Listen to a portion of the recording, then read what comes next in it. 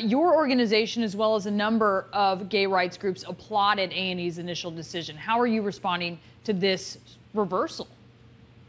Well, it's not really a reversal. We think it's actually a positive outcome. Okay. And we want to thank A&E for their attentiveness and collaboration over the course of the last few weeks.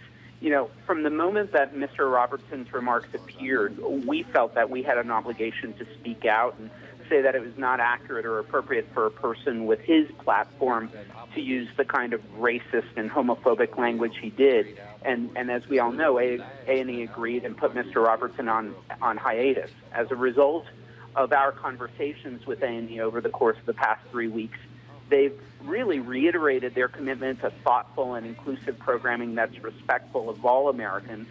We're heartened by the PSA campaign that they announced today that they will be running. And unstated in the A&E statement, but as a product of our discussions with them, we've received assurances also that the Robertson family is now open to working with African American and LGBT people to address the real harm that such anti-gay and racist comments can cause. That's been our ask since Phil's comments ran in GQ. And while it's a positive step, it certainly cannot and should not be the last one. All right, Fred, I mean, that's a pretty measured response, I will say. Let me ask you this, because many of the defenders of Phil Robertson said, hey, he was just paraphrasing what's in the Bible. What do you say to them?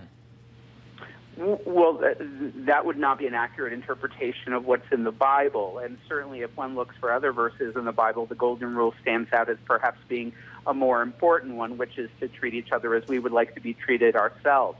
We really believe that this would be a lost opportunity if there was not a path forward.